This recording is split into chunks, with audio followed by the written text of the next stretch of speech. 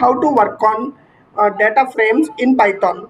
So we are using Jupyter Notebook.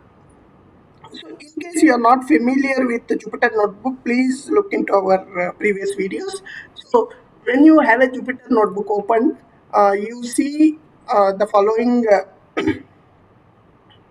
folders and files in your notebook. So here, if you see, we have something called project defects anaconda.csv. So we have a CSV file which has number of projects executed versus defects. So if there are 25 projects executed, there are 67 defects. If there are 50 projects executed, there are 94 defects. So this is a data of a particular team who are having too many defects in their projects. So there is a list that is prepared. So we will be taking this list to work on the data frames. So for this, first import pandas, as pandas is the library we will be using.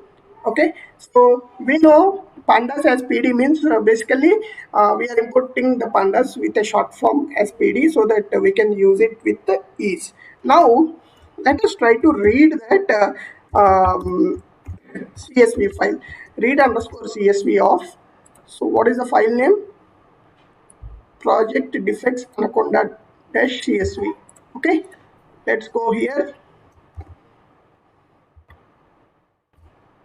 Okay, and let's try to run this. Okay, you can see here this is the data frame where you have an index here on each row, and you have projects defects which are mentioned here. So these are basically the column numbers, and these are also called dataset headers. So this information is very important. We need to first understand these terminologies while working on data frames. So now this is how we read the data frame. Now let us try to display only the few columns as per our requirement. So for us, let us try to include data. Okay, and what we are doing is we are just trying to read that to data. Okay, so now using that, what we will do is data dot head of. Head of is a function in pandas, and let us try to display 3.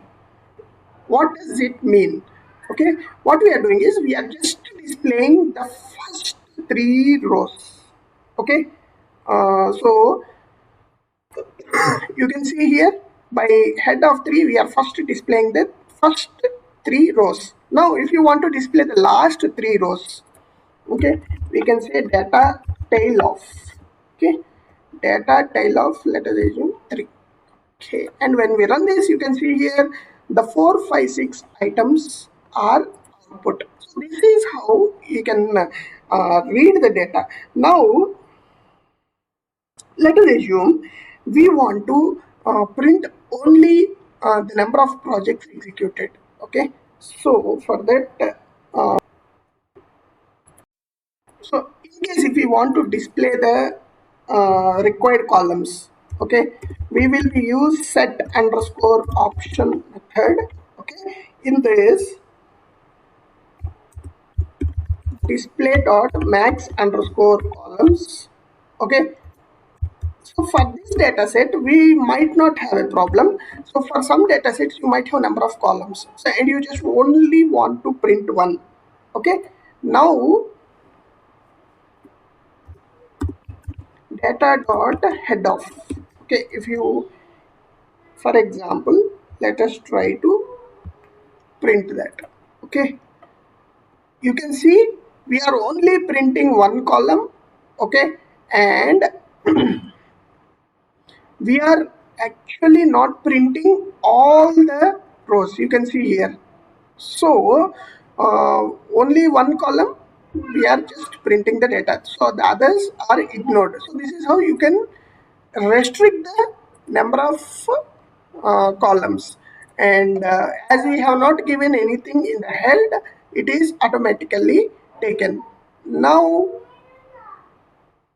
this is how we can print the data as per our requirement. You can play around, you can restrict the data, you can select the data, filter whatever you want, and then there are several other methods that are available in data frames where we can actually play around. So in the next videos, we will check them.